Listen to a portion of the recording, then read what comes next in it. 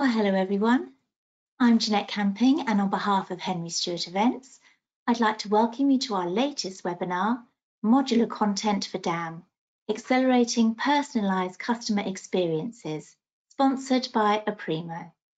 We're delighted to have a global audience of almost 300 attendees registered today. At any time during the presentation, you'll be able to post your questions in the Q&A tab, and we'll answer them at the end.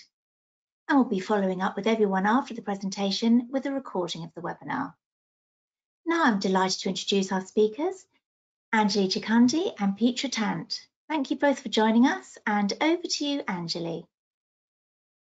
Great, thank you so much for the nice introduction. I'm really excited to be here today to talk a little bit more about modular content. We are getting lots of questions about modular content here at Aprimo, and we're starting to hear lots of buzz about this concept. I think it's been started for a couple of years, but I think we're really at a movement now where at a critical moment where modular content is going to be very critical going forward. To me, I really believe that this interest in modular content is being fueled by personalized customer experiences. How we deliver global, personalized, omni-channel customer experience today has truly changed over the last couple of years. And today it's really the new norm. How we reach our customers across channels has to be tailored and relevant to that customer. So according to Salesforce 2020 survey, 69% of customers today expect connected experience across a brand's different channels. It's not, though, just about customer data. I think when we think about personalization, there's a lot of talk and a lot of interest in CDP and data privacy and data rules and how we actually think about the data. But when I think about personalization, it really is about how do we combine content and data together. So really with that data and what we know about the customer, what's appropriate to know about that customer, what channel is that customer on, past behavior, current needs, if they're logged in, their stated profile or stated intent, and how can we start to match content to that? And I think often what I see at least is it's all about data. But really to have personalized experiences, it's all about how do we combine data with content to achieve that true personalized customer experience. And when it comes to content, what we're seeing, at least from different organizations, is that content doesn't necessarily scale across brands, regions, and customers. The pressures on us today are just overwhelming. We're starting to see stagnating content and marketing budgets. There's a limit to how much we can actually create. If you're using creative agencies, especially in the age of COVID right now, we've seen a lot of budgets be cut when it comes to our agencies who are creating content. So it's just a challenge to scale across all of these different brands, regions, and customers. I like to think about it as a single kind of image of headphones, right?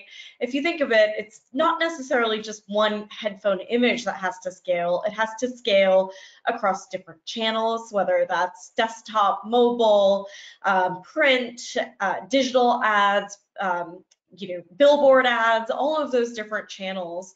We need to be able to scale that content.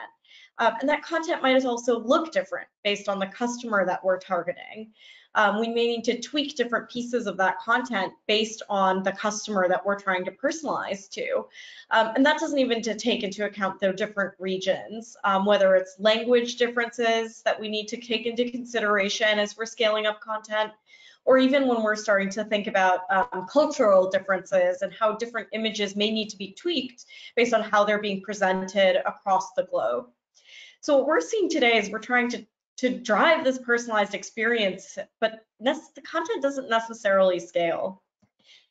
And what we're seeing is that it's a persistent challenge in organizations.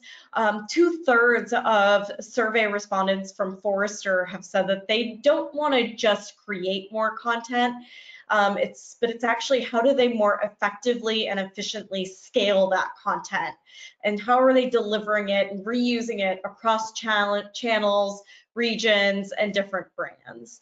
So really, I would say 2/3 of organizations are truly struggling with this, and not just about the content creation, but how they're delivering that content in a personalized way across channels, So I want to keep this a little interactive. I know it's always hard in this format. So I want to get to our first poll question, which is, what is your top challenge when it comes to scaling content? So you'll see that the poll has popped up on everyone's screen. I'll give you a couple minutes to answer this, but I think it'll be really interesting to see what everyone says, because I think for many of us, we have resource constraints, especially as budgets have tightened a little bit in the last year for many organizations. Processes have suffered. You know, we've all had to adjust to this new normal way of working. You know, there's for a lot of organizations, there's still not enough content. And so we're trying to effectively scale up a creative practice. And data certainly is still a challenge when it comes to scaling these personalized content experiences. So I think we'll give you another minute or so. I'm very excited to see what this is. I'm sure I would have gotten different results if I had asked you to select all, but.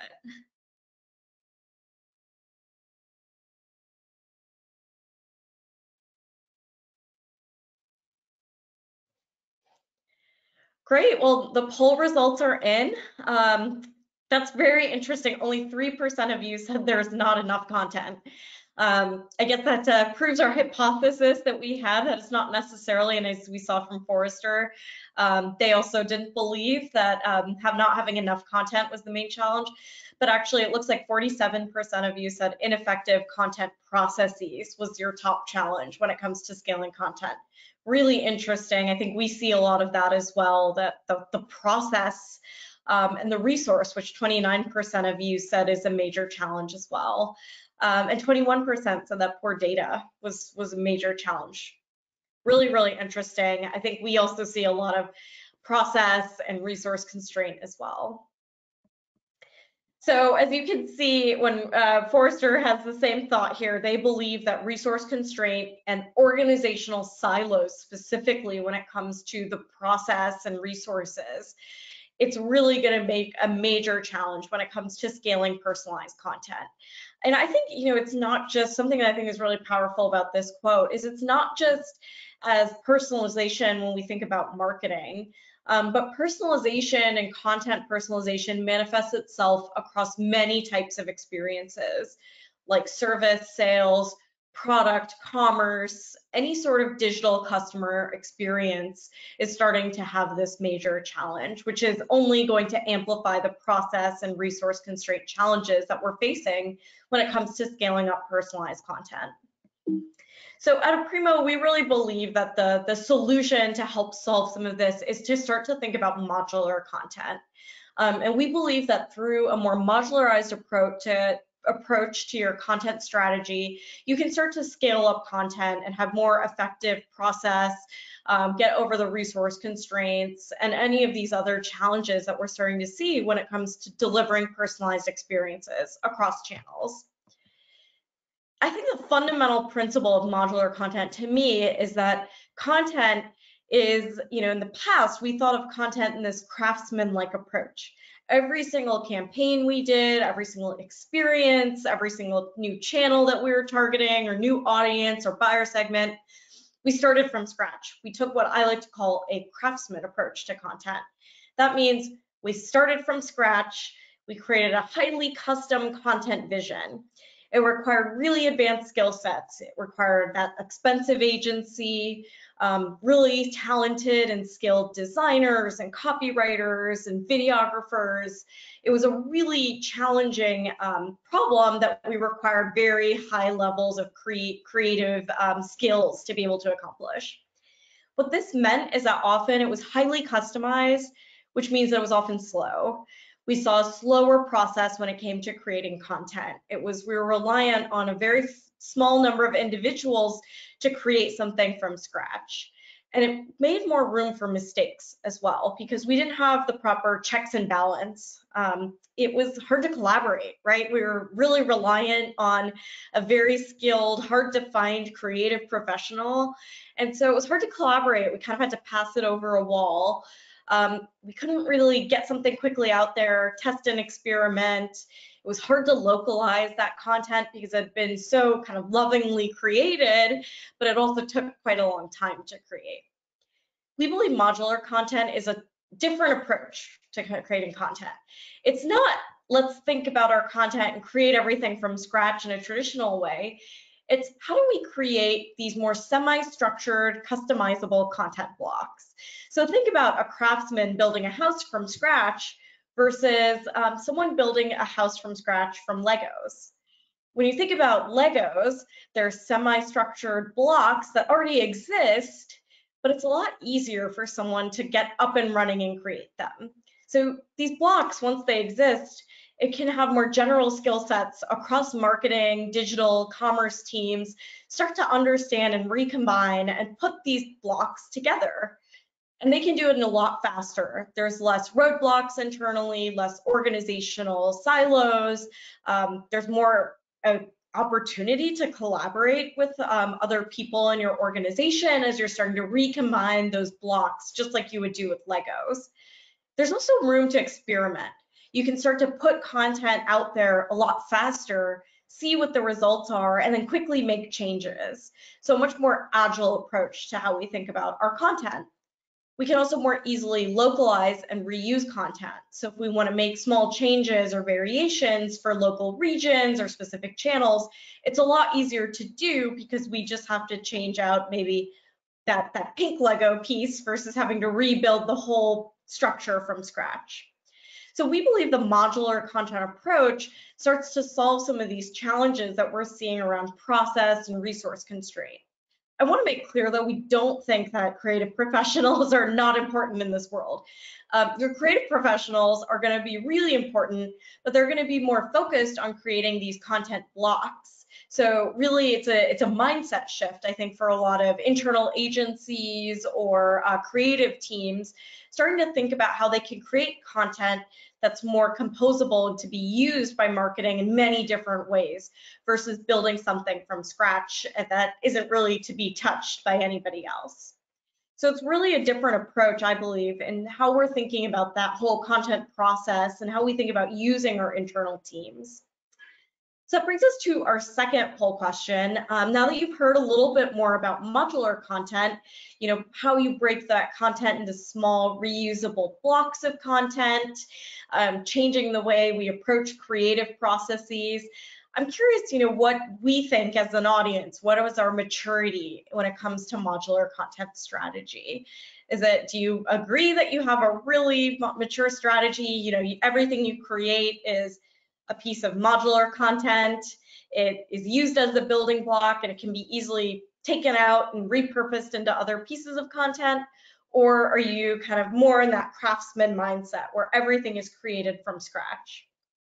So very curious to see this. We're getting all over the board, at least the folks that I've been talking to in the market. Some are just starting their journey and some have been on it for a year or two and are kind of looking to reevaluate now. So excited to see what our audience thinks today.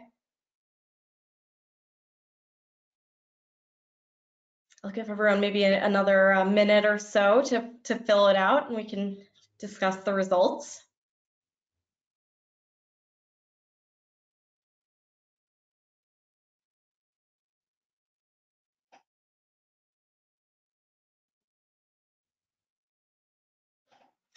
Well, great. Well, only 7% of you think you have a very mature modular content strategy today. That probably goes along with what we've seen in the market as well. I'm surprised to see 39% of you strongly disagree.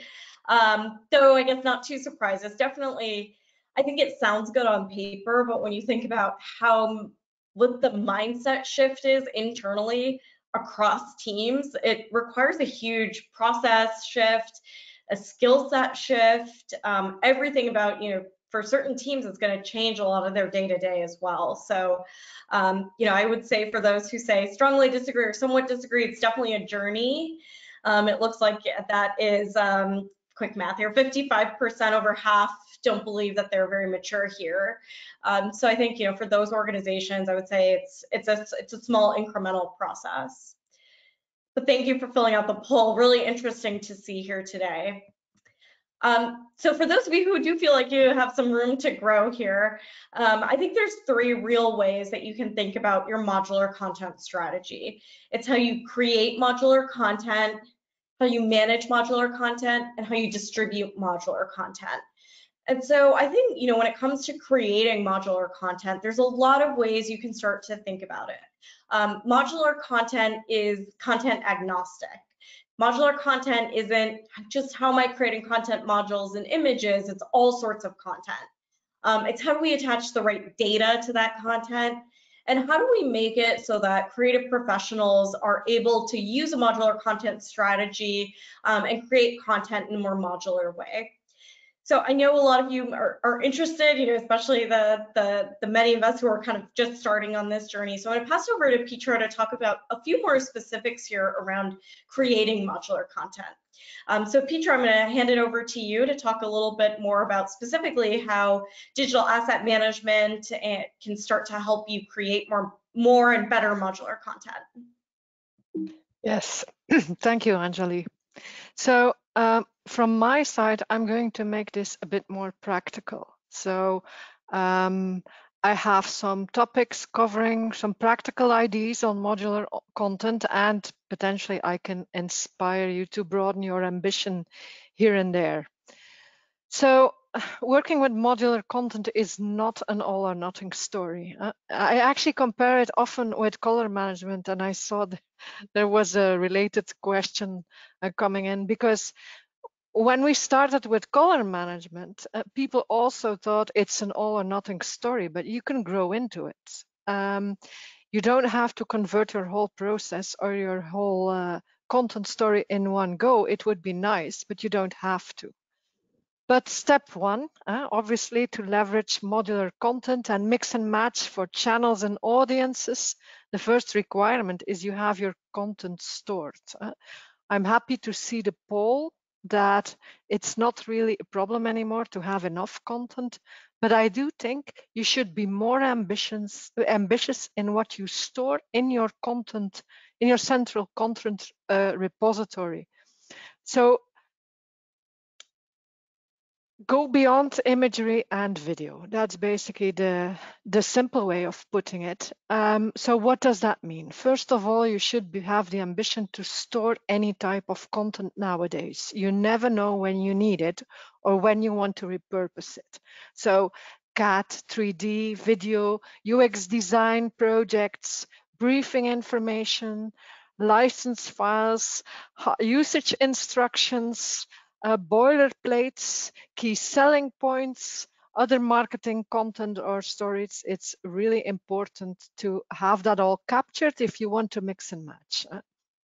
And don't forget about the textual content fragments and stories. There is so much you constantly repurpose in textual form, but I often see there is not really a storage container for it, neither is there a process for instance, approving it, translating it, or reviewing it. Another ambition you should have is to get your legal content in your content repository. Legal content or content guidelines, and I'll come back to that, why this is interesting when we hit the process. But what do I mean? A lot of you face regulatory compliance. So you're very concerned about getting the right disclaimers, textual content, copyright statements, claims, back it up with evidence or references. Well, this should all be part of your modular content support. If you store vastly different types of content blocks, then providing a contextual experience, a true business view on the content is important for the user to understand it. So if I store a disclaimer and next to it, I store a promotional message, and then a bit further, I have a 3D design. Obviously, the way you look at that design needs to be comprehensible by the business user, knowing what he's consuming. And another tip perhaps is that you can definitely leverage on AI to drive the diversity in the use of content. And so on the screenshots on slide, you can see two bottom rows of imagery. The first one, the top part of it, is showing similar imagery. And the second part is actually showing imagery of the same person. This can help to drive diversity in your modular use. Next slide, thanks. So when you have all your content stored, on one hand, you want to drive the use of your content and drive the diversity, but on the other hand, you have to be really careful on what content is used when. So here I recommend to drive content availability and security through automated processes only. You should not depend on users to make content available in a certain life cycle step. You can leverage on metadata. For instance, for what brand is it? For what region is it? You can use content statuses. Is it approved? Is it embargoed? Is it already live? And you can work with security. Who is the user? And what access to content should he have at a certain time in your content lifecycle? In what phase of the content lifecycle can users get to content? What level of approval have we passed? Did we do creative approval? Have we done compliancy reviews? Or when did we go through complete MLR processes? These are important questions to ask when you work with modular content. When do you make content available to someone else? You can increase awareness in the content lifecycle also by adding checklists and attestations. Have you used all legal content that I have presented or which you're supposed to be using? Have you read and understood the content guidelines, and did you follow them in the creation process? You can link evidence to marketing content and claims for future traceability. The earlier in the process you embed legal content and raise awareness to content or brand guidelines, the less chance you have to redo work, and you can shorten your approval cycles and your go-to-market for sure. Next slide. So, okay, we've stored content, we have content processes, but then the creators kick in. They have to repurpose content modules, content blocks in their preferred tools. So this is really important, that they should be able to freely swap content modules or blocks in and out, and should only be presented with the content they can use. So whatever integration they have in their applications, the integrations should make sure they only get to approved content in that phase of the content lifecycle they are working in. The system can definitely also track relationships between blocks and modules that they are mixing and matching, and provide visibility on the packaged block or container in all its single entities. And I'll come back to that and visualize that a bit further down the presentation. Supporting a modular structure and grabbing the smallest content entity starts as of the creation of a project. So when it first enters your process or DAM. We used to be very focused on storing final results in the DAM. We should really be focused from capturing all the modular content blocks as of the start of the design. Packages such as 3D, video, augmented reality, UX design packages, InDesign packages, it should have no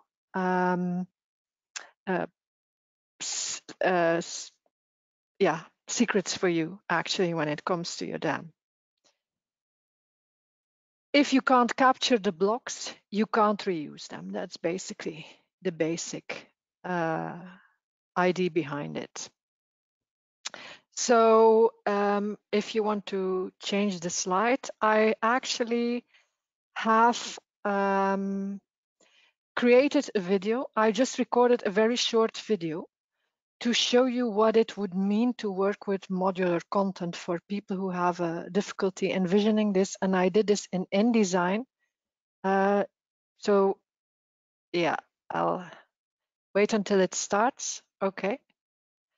So what you will see is that we have an ad which is done, and we ask the creative to actually swap in some visual elements. In this case, it's the truck, the food truck in the back. But we also ask the creative to actually just go and fetch some legal content, disclaimers, and a boilerplate actually, to add that to the ad as well. So here I'm working with a content block which is has no visual component. We call it no file objects actually.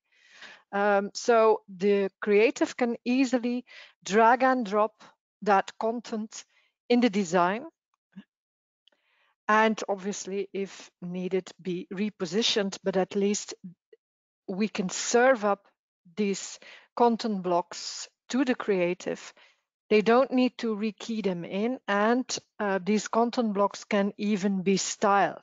Styled in the sense that the styling is independent from the channel that it's going to consume that styling. So in this case, it's InDesign, and you'll see as she increases the size, that AMP Around the World Festival, for instance, is made in bold. She didn't do that. That was actually part of the content block which she consumed.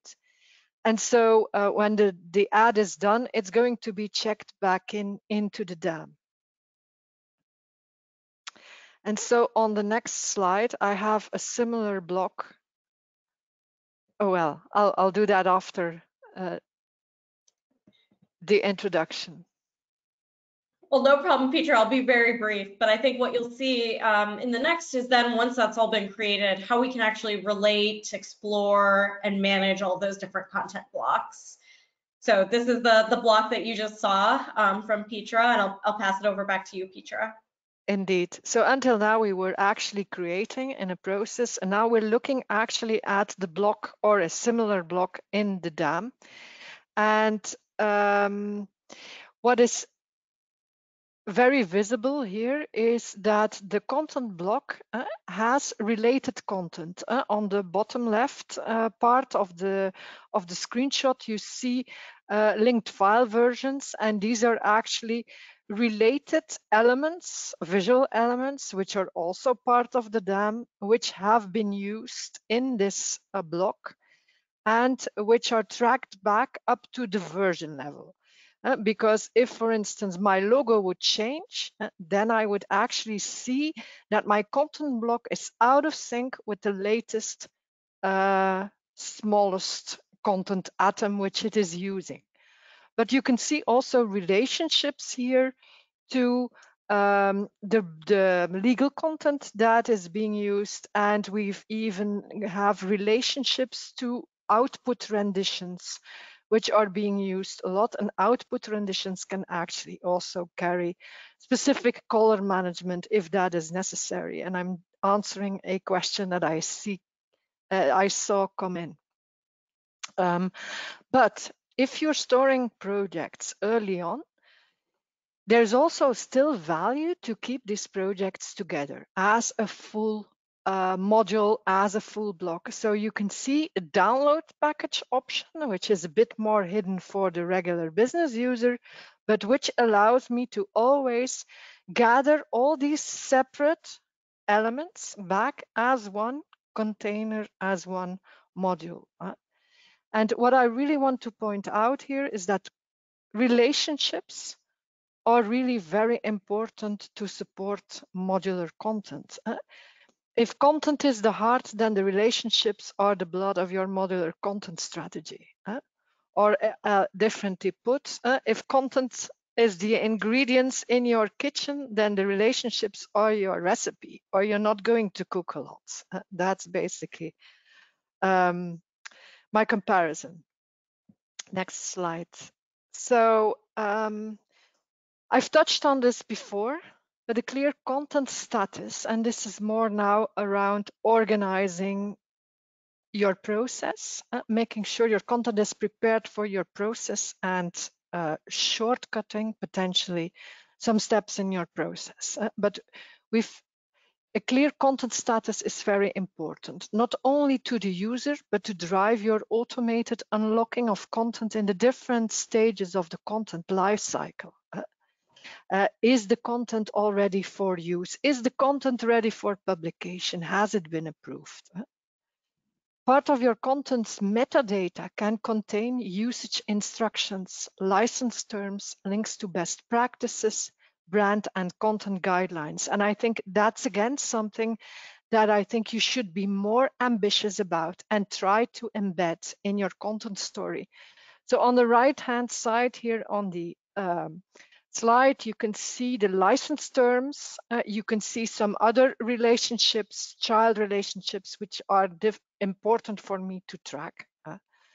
But it is, you can even see a link underneath to best practices and an asset report even. These are things, if you look at it, you're probably thinking, yeah, this is really logical. But on the other hand, I don't see this being surfaced next to content very often. So be ambitious and try to embed that in your story. Because relationships are not just meant to gather content, they drive traceability and reportability. Relationship will also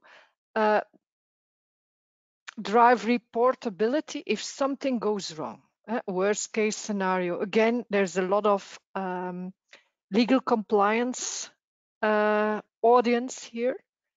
So can you today know what content is out there published, which has a wrong disclaimer on it, or which has an image, which has a legal issue, which needs to be retracted from the publication or versioned? That answer you can get through the relationship reporting. That will give you a very clear overview. Audit trails are there also to comply to legal audit regulations of a lot of industries nowadays, but readable audit trails on content items will also provide the necessary insight in which step of the life cycle an issue was introduced and allow to provide coaching or roll out corrective measures to prevent future occasions of the issue. And last but not least, it is everyone's ultimate goal, obviously, I think, from this audience to get business insights on your content. Has it all been good content?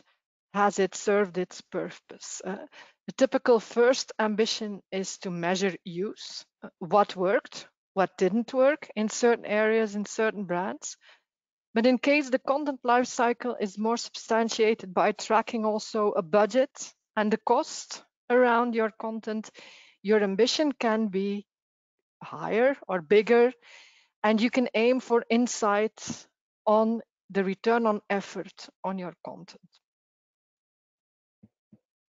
Great, thank you, Petra. I'm excited to hear what you have to say for the last one, because it's all about distributing content blocks. So once you have that modular piece of content, you've recombined or you want to recombine it in a delivery solution, how can we actually do that in a fast, optimized way to fuel personalization? So I'll pass it back over to you. Okay, thanks. So the first slide here, brand portal, is not specific to modular content. But it is an easy way to provide access to content bundles, like for instance your campaign collection or your latest product shots, and your brand guidelines, obviously, through a brand portal. It can help you in providing access to content on your brand information to public users with public access without having to log in, or to authenticated audiences. And content can be directed specifically by audience. So for instance, your agencies, your well-known audience, which is an authenticated audience, can have access to completely different content or more content than, for instance, journalists just coming in on your open portal to get press kits and press releases. Content published for public access can be managed So managed means I'm publishing it, I'm versioning it, I'm retiring it if I need to, with similar processes as the ones managing content for your known DAM users. There's not really much difference in that. And again, the management of what content is available to whom in what step of the content lifecycle is something I highly recommend to automate using business rules. You should not depend on people, on individuals managing the lifecycle of content. Part of a brand portal can give a user access to templates so that they can actually localize or personalize approved content by swapping in some more of the atomic pieces or blocks. And the choices, obviously, they will get will depend on who they are. That can be controlled by audience, by brand. Extra metadata can be taken into account to really drive personalization. But we're all really after unlocking content at scale, and from the poll, I remember that was still quite an issue. To truly unleash your content, automated distribution at scale is what you should be after. You can leverage public CDN using business rules to automate content syndication, and that can really scale your content. For users who work in publishing tools, because obviously there's still a lot of publishing which is done through email campaigning and web content management tools, you have to make sure you can serve there the right content in their comfort zone.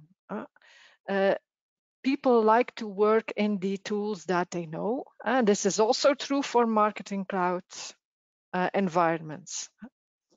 An integration in these environments, which allows users to leverage content, is key to the success of your content distribution.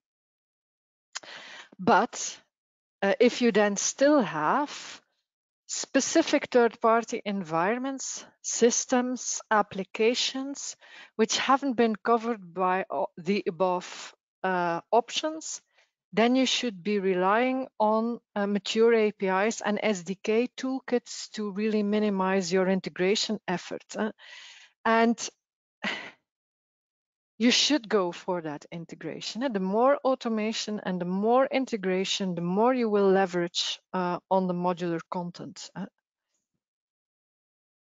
I think nowadays, for modular content conditions, having the availability on SDKs and APIs is key to your success. Yeah, absolutely, Petra. I think it's how you can actually have those APIs available or connectors that actually help you distribute that content, those content blocks, because they're really the ones who are going to put it together. So I wanted to show one example of kind of how this would work in reality. Email is often a top point where we want to start to scale personalization in a more automated way. Certainly you can kind of pick and choose different modules as you're building templates, but there's a real opportunity to start to use and use integration in a way where you can actually automate that. So for example, with Salesforce Marketing Cloud, a very common email and campaign solution, the Einstein, which is their AI, Einstein, the AI can actually pick the best content based on the customer segment they're targeting. So it goes through and picks the content based on all of the content characteristics and that specific content block and matches it with the other messages and composes it using AI. That doesn't mean it's kind of a robot in a black box. There's always approvals you can still do, but it cuts out a lot of that manual step where AI, in this case Salesforce Einstein, is actually going to pick the right content blocks and place it in the campaign that makes most sense for the customer that this marketer is targeting here. So with kind of all these pieces together, going faster in how you create and faster how you manage, and then linking in to these engines in a more automated, streamlined way with connectors and other integration capabilities, you're really able to scale personalization. Going back to the very beginning of our presentation, doing things like this will allow you to start to scale personalization across channels and across all of these different customer segments that this individual marketer might be targeting in this email campaign. So it's a really quick and interesting way to kind of go faster and build these experiences and campaigns a lot faster than we were able to before. So I have our last poll question, and then if you have any questions, feel free. I know some of you have typed in already, but our last poll question, which is, what is your top challenge when it comes to modular content and enacting a modular content strategy? Petra walked you through some kind of more practical advice around how you can more efficiently and effectively create that content, manage modular content, and distribute modular content. So I'm really curious, for this group, of those three things, you saw some practical tips. Which one do you think is going to be, is today your most top pressing challenge? So I'll give you another minute or so to complete this, and then we can take a look at the results.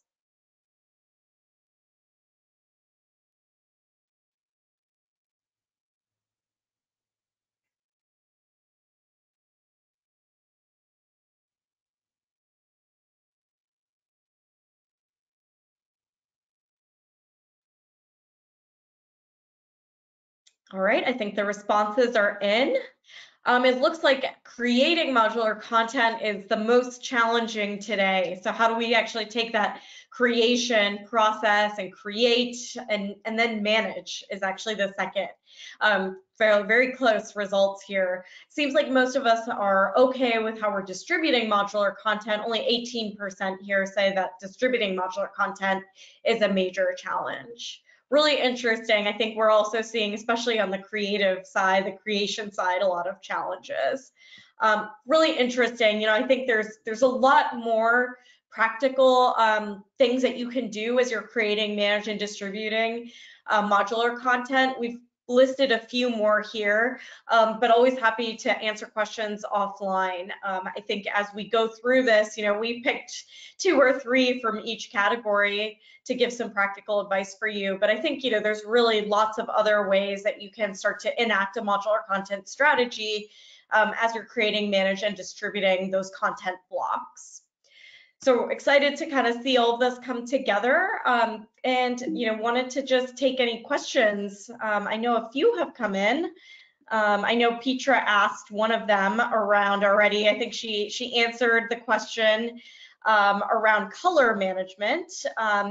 I think one quick question that I did get is, are there any other technologies besides DAM that might be really important as you're thinking about your creation strategy? I love that question because it's not, while we're all, and most of us here are DAM practitioners or people who care about DAM, there's certainly other technologies that are important.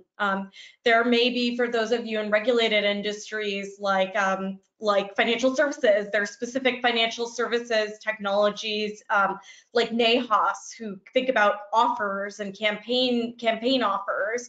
That's really important as you think about modules and how that relates to offers. So there's a lot of other technology. Some of it might be compliance oriented, certainly workflow and collaborative work management capabilities. So deeper workflow, project management, that's all going to help you stay organized, especially on that creative front. And then, there's all those distribution solutions as well. I showed you one example of one example with Salesforce, but there's so many others, like the Optimizely Epi server stack. There's Drupal. There's an Acquia who's put in a lot of personalization solutions.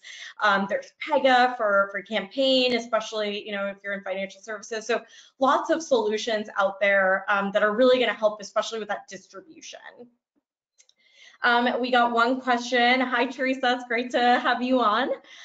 What industry verticals do you see most inclined to adopt modular content? Pharma seems to be the one right now, but I'm wondering if you see other verticals embracing this. Definitely, I think right now it's really hot in life sciences, but we're seeing it across every single industry. I think in industries like financial services and insurance and retail, they've maybe done a modular strategy, but it's been more channel focused, particularly around email. But what we're starting to see is that these industries are thinking about it now more omni-channel. So that's been a really big one. We're also seeing a lot of industries, who have franchisees or local channel partners. They're also really thinking about content modularization, especially as they're thinking about how specific channel partners can modularize very quickly and kind of expand your marketing network.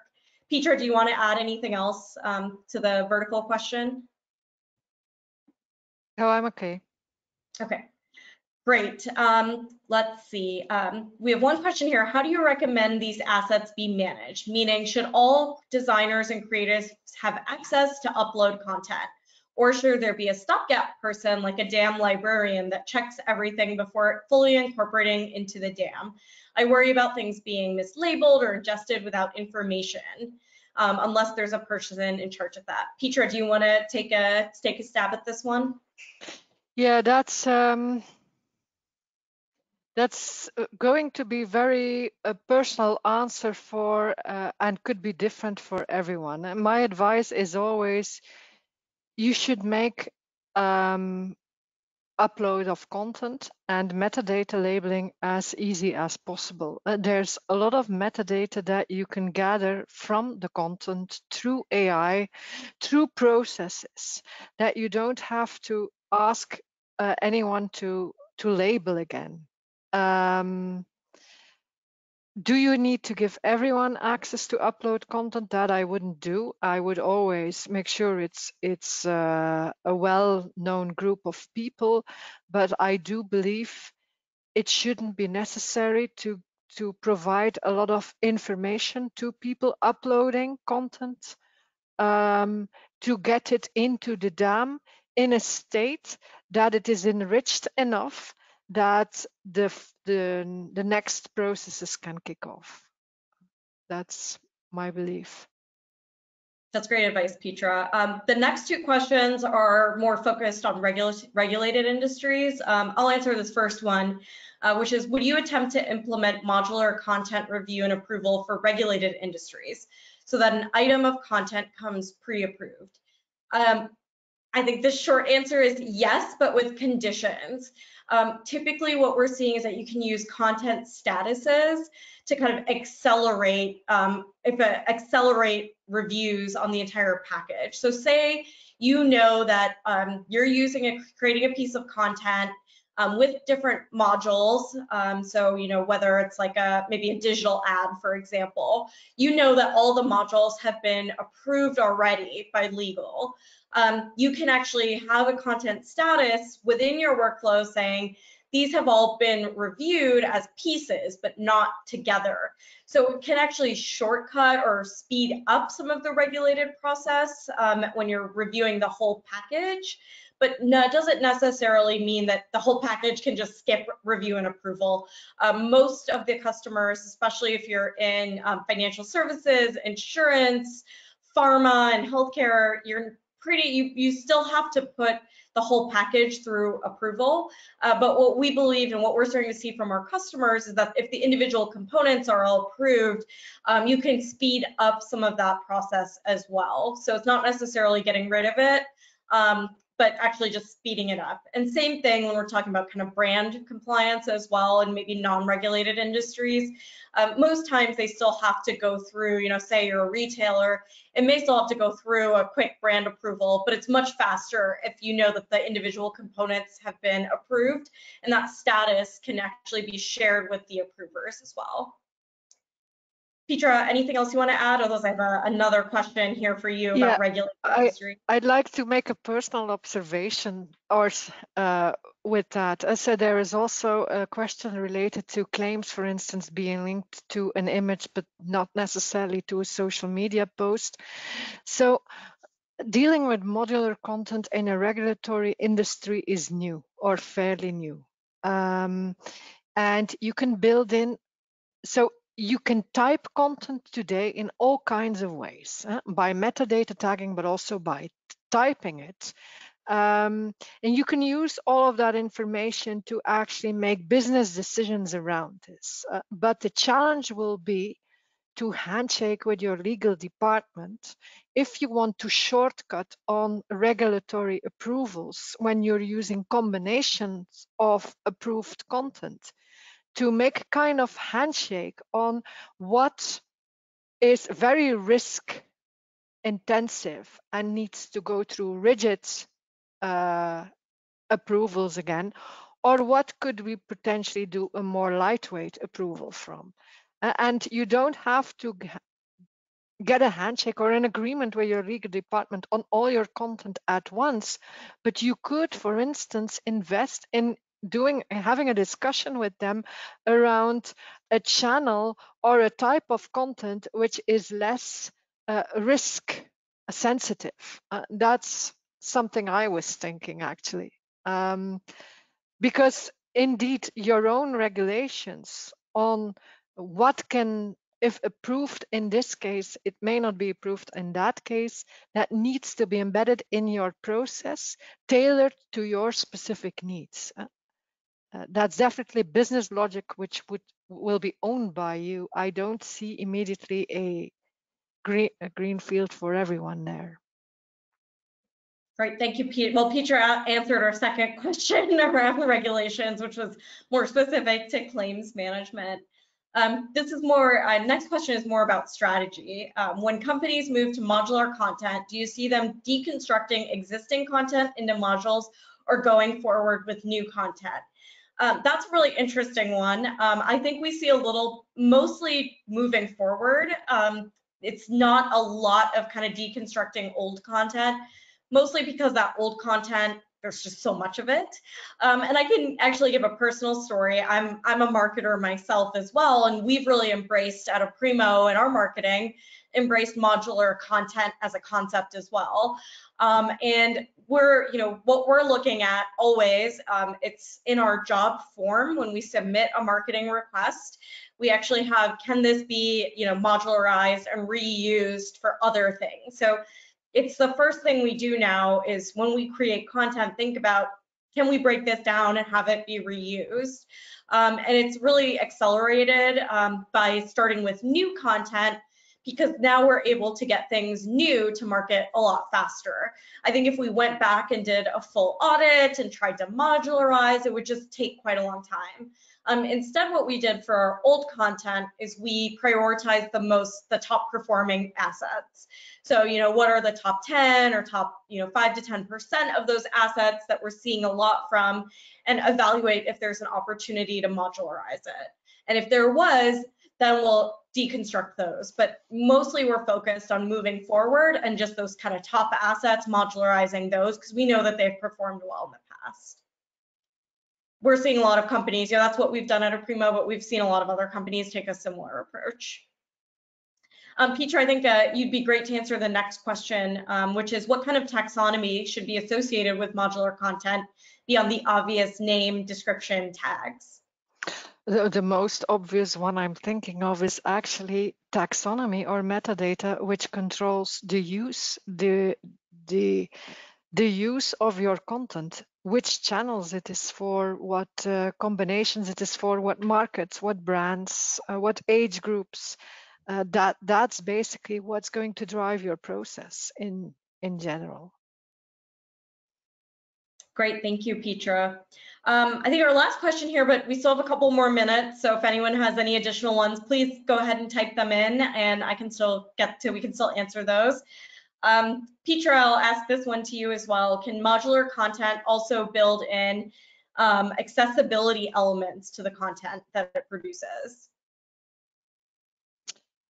So I'm going to answer it as I understand it, and I'm not sure if that will be correct. But so obviously each modular block can have its accessibility level.